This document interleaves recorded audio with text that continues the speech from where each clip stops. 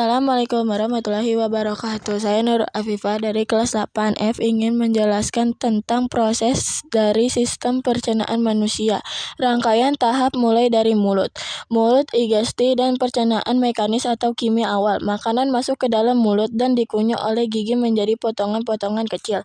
Lidah membantu menyampurkan makanan dengan air liur. Air liur mengandung enzim amilase yang memulai memecahkan karbohidrat. Proses ini mengubah makanan kasar menjadi lebih lunak dan mudah ditelan.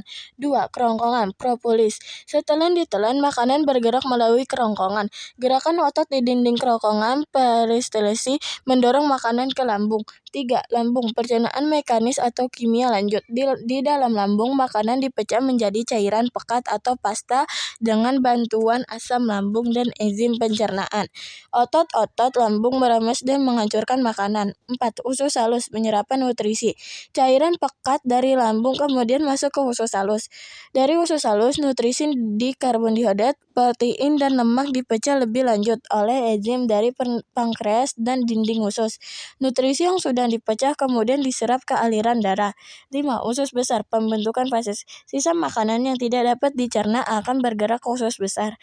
Di usus besar, sisa makanan ini dipadatkan dan diubah menjadi fases dan dibantu bakteri baik mikrobioma. Air, elektrolit, dan vitamin juga diserap kembali di usus besar. 6. Anus. Fases kemudian dikeluarkan dari tubuh melalui anus. 2. Proses dari sistem peredaran darah manusia. Siklus darah yang terus-menerus melalui jantung, paru-paru, dan seluruh tubuh dalam 2 siklus utama yaitu peredaran darah kecil dan peredaran darah besar. Peredaran darah kecil, peredaran paru-paru, jantung ke paru-paru, darah yang kurang oksigen dipompa dari vertikal bilik kanan jantung menuju paru-paru melalui arteri pulmonalis. Pertukaran gas. Di dalam paru-paru, darah melepaskan karbon dioksida CO2 dan mengambil oksigen O2 dari udara yang dihirup. Paru-paru ke jantung. Darah yang kaya oksigen kemudian kembali ke jantung masuk kayak ke atrium sirombi kiri melalui vena pulmonalis. 2. Peredaran darah besar. Peredaran sistemik. Jantung ke tubuh dari atrium kiri, darah kaya oksigen mengalir ke vertikal kiri, kapiler di seluruh jaringan tubuh. Di sini oksigen dan nutrisi dilepaskan ke sel tubuh.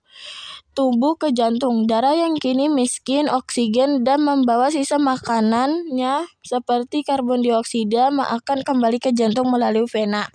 Distribusi oksigen dan nutrisi. Darah mengalir ke arteri yang lebih kecil hingga ke kapiler di seluruh jaringan tubuh. Di sini oksigen dan nutrisi dilepaskan ke sel-sel tubuh.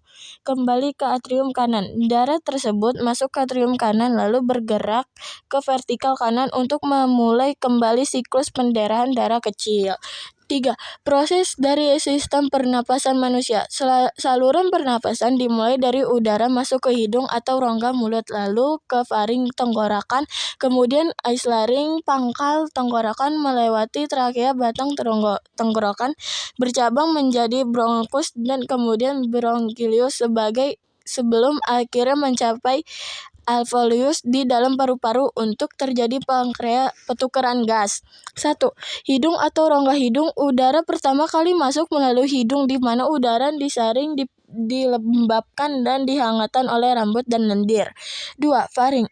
Ruang di belakang hidung yang juga menjadi jalur untuk makanan dan minuman sehingga berfungsi sebagai persimpangan antara saluran pernapasan dan pencernaan. 3. Laring. Pangkal tenggorokan yang juga dikenal sebagai suara. Di sini terdapat kutub epiglotis yang akan menutup saat menelan untuk mencegah makan masuk ke saluran napas. 4. Trakea. Batang tenggorokan yang memanjang ke bawah berfungsi sebagai tubuh yang mengantarkan udara dari laring ke paru-paru.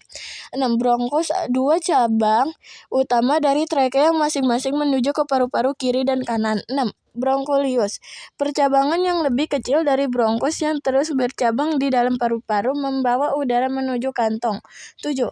Alveolus. Kantong-kantong udara kecil seperti gelembung di akhir bronkus. Di sinilah terjadi pertukaran gas antara oksigen yang masuk dan karbon dioksida yang keluar dari daerah 8. Paru-paru, organ utama tempat seluruh proses pernapasan dan pertukaran gas terjadi karena evolusi berada di dalamnya. Sekian, terima kasih. Wassalamualaikum warahmatullahi wabarakatuh.